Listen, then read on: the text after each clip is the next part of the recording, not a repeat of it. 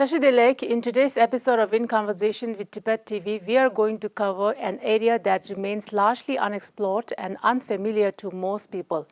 It is the historical relationship between Tibet and Japan, particularly during the late 19th and early 20th centuries.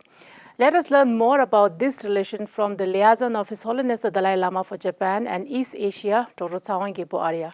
Welcome to our program, Kongola. Yes. First of all, Kongola, could you introduce the ancient ties between Tibet and Japan? Regarding Tibet and Japan relations, the earliest historical record shows that the first contact that Tibet and Japan had was during His Holiness the 13th Dalai Lama in 1908. So that was when His Holiness the 13th Dalai Lama, after the British expedition, young husband expedition, came to Tibet. So His Holiness the Dalai Lama escaped to Mongolia. And from there, he went to China.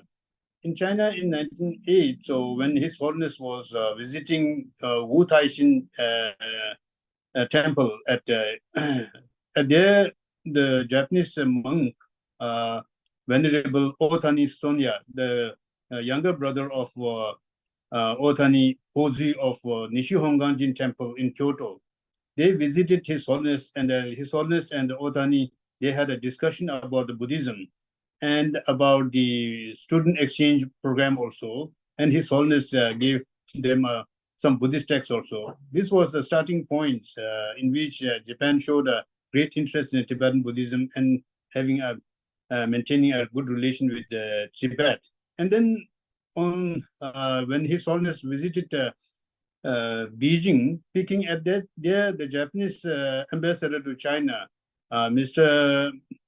Hayashi Gonsuke, he visited His Holiness, and then with him was Japanese military attaché Masanori Fukushima. So they also discussed about Tibetan situations, and they also explained about the Japanese military systems and their training also. That was how His Holiness 13th Dalai Lama established a relation with the Japanese monks and the Japanese governments.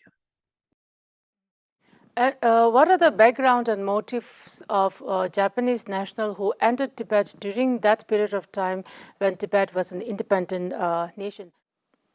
Yeah. So after that, what happened was that many Japanese were also very interested in Tibet, because many Japanese monks felt that the Buddhism that came to Japan was from China, and then it was mainly in the Chinese texts.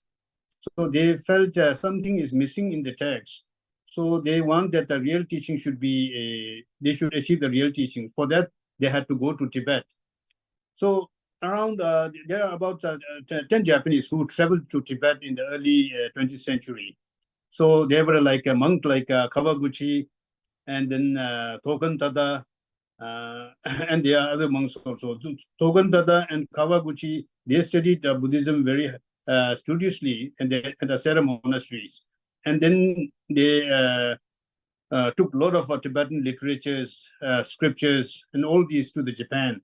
Then there are other people like Aoku Bunki, Narita Yasutera, Enga Teramoto. They played little secular roles, trying to teach the Tibetans about the world and giving information to the Japanese military and to the governments. And then there is, like, as I told you before, the Japanese military expert, Yajima Yasujiro. It is in the book. Yajima Yasujiro, he was a military veteran. So it is said that His Holiness 13th Dalai Lama was very fond of him, because he trained a section of Tibetan military, so in a Japanese styles. But then, like, it was said that his military was very appreciated by 13th Dalai Lama, but then the Tibetan adopted the British ones in order to appease the British people. And then there are three spies like Kimura Hisao, and then Nomoto Jinzo, and then Nishikawa. They are the real Japanese spies who stayed in Tibet. Now, important thing is that all these people were greatly appreciated the hospitality given by the Tibetans, and they tried to give a lot of information about Tibet to the Japanese public. That was very helpful, yeah. Kumala, can you also explain how did their relationship help promote the relation between the two countries over the years? Yes. So what happened was that when they came back to their own country, the Japanese people and the government, they received them very well as heroes who have discovered or did an expedition in a very difficult country like Tibet. So they have brought a lot of information, especially about the information on the Buddhist texts and the Kanju and Tengyurs. And then they wrote many books about their experience. And these books provided a very living information about how Tibet was a really independent country at that time and how there is no influence of the China itself. So these are the living experience which gave a lot of information about the Tibet. And then these people, they also tried to help later on when we lost the country, Tibet was lost to the country China. So they tried to help the Tibetan communities in India through various means. So in that way, these travelers to Tibet, they helped provide good information about the Tibet to the Japanese public and the government. So Japan was one of the first country His Holiness the Dalai Lama visited after coming into exile. How would you define the relation between the two countries after 1959, and what are the impact of the visit? Yeah, one thing is that His Holiness, his first foreign visit was Japan. So because they had already a good relation with Japan is a Buddhist country, and during 13th Dalai Lama also they had a good relations. And Japanese people are very supportive about the Tibetan cause, and they are very sympathetic. And with the coming of His Holiness in 1967, and later on, His Holiness has visited Japan frequently. So it is said that, including the transit, he visited Japan 40 times. And the impact was that many Japanese felt the real cause of the Tibet was His Holiness promoted this struggle through non-violence. They appreciated this very much. At the same time, they are also very grateful to His Holiness because that in Japan, although it is a Buddhist country and Buddhism is a major religion, but then Buddhism is not properly understood. And they said that Japanese Buddhism is a Soshiki Buddhism. Soshiki Buddhism means Buddhism which is relevant when the people dies. So they feel that Buddhism is not a practical, not a living religion. But with the coming of His Holiness, with the explanation that His Holiness has given up, especially about the Heart Sutra and all these things. So Japanese people and the monks, they also begin to see the Buddhism through the perspective of the philosophy, science, and religions. So for this, Japanese people, and especially many, are very grateful to His Holiness as well as to the Tibetan Lamas. This way, it greatly helped them understand that the Buddhism is not just for the dead people, but for the living people. And can you also tell us about the relationship between Japan and Tibet post-Chinese invasion of Tibet? How did Japan treat Tibet soon after the invasion, Chinese invasion? One thing is that many Japanese felt grateful to Tibet because during the Second World War, when Japan cut off the Burma route to supply the military arms to the China, at that time, the Allied force, the United States, England, and the China requested the Tibetan government to let the arms to pass through Tibet to the China to fight the Japanese. But the Tibetan government at that time expressed their neutrality in the war. And they also said that because Tibet is a sacred land of Buddha, and they cannot let the arms, especially the object of violence, to pass through their sacred land. In that way, so Japanese, they were very grateful that at that time Tibet stayed the neutrality and did not let the Allied force send the arms through it. And now right now, we see that Japanese governments, especially the Japanese parliaments, so they are very supportive about Tibet. as you know, like there are many parliamentarians supporting Tibet issue, but in here, Japanese parliamentary support group for Tibet, we have the largest number. We have more than 100 members inside it. And then there are mini Tibet support group also. We have 12 major support group helping our cause. So these all shows that Tibetan, Japanese people and the governments and people, they are very supportive about the Tibet issue. Yeah. So Kungla, you have just now mentioned about the current Tibet support situation in Japan for Tibetans. Can you tell us how do the Japanese people look at Tibet issue right now? So Japan, right now they look the Tibet issue that whatever the Chinese has done is not a proper things. So China's military occupation of the Tibet is illegal, and they are very supportive about our issues. So many Japanese feel that they should be because Japan is a free and a democratic country, and they feel that the human right and the rule of law should abide.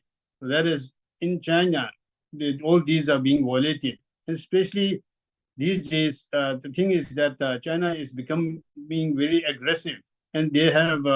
It is very clear that the border at India, Nepal, and Bhutan is there is a lot of border intrusion from China, and here the Taiwan is very near to Japan, and Chinese government, they have always been threatening the Taiwan. At the same time, there is the island called Senkaku Islands, which is in the Japanese possessions, but then China claims it's as there, and they are frequently attacking it. And seeing these things, the Japanese public and many people see the real face of the China, and they see that whatever the Chinese government is doing in Tibet is not good. Especially there's some Japanese monks, Japanese religious institutions, they have issued a statement condemning the Chinese interference in the Tibetan religious issues and the violation of the religious freedom in Tibet. In that sense, Japanese people are very supportive on these Tibetan issues. Yeah. So Kungala, the World Parliamentary Convention on Tibet is going to be held in Tokyo next year. So can you talk a little bit more on that? Yeah. Regarding this, our chairman of the Tibetan Parliament in Exiles, that is Venerable Khenpo Sonam Tempela, he visited Japan recently, and he was greatly welcomed by the Japanese parliamentarian group at the Parliament building. So we had a discussion about how best we could organize this World Parliamentary Convention on Tibet 225 next year in Japan. So they are really positive about it, and they felt that with the coming of many parliamentarians around the world in Tokyo, where they and to discuss the Tibet issue is a very important thing, and they ensured that they will give a full support and all other logistics in order to make that convention very successful. And with that, Khenpo Sonam Tempela was also able to thank the parliamentarian that in 2022, both the houses of the Japan parliaments, they issued a statement condemning China about the human rights violation in Tibet. And then, like, there are many other Japanese groups also who has issued a similar statements. And then this year in January, the Japanese government have criticized the China at the Geneva UPR forums. So these were all positive development, and our chairman was able to properly thank the Japanese parliament about it. Even the Kungu Shiri Kalamdomala also thanked the parliamentarians. It was a very good opportunity to be grateful and to thank the Japanese parliamentarians for all their helps. Yeah. So, Kungala, these are my questions for this conversation. Do you have any additional information that you'd like to add? Yeah, another thing that I would like to add is that those people, the 10 Japanese who visited Tibet earlier, when they came back, so they were very helpful. As I told you, they wrote about books and all those things. which will give a full information about Tibet to the Japanese people. And it also showed that the Tibet was an independent country at that time. And then what happened was a spy like Kimura Hisao. So he was pivotal in arranging education of the Tibetans in Japan. So Dr. Maruki of the Saitama, they also helped. So with their Kimura and Dr. Maruki's help, around 5 boys and 16 16 girls, Tibetan girls, they were educated in different fields, especially in nursing.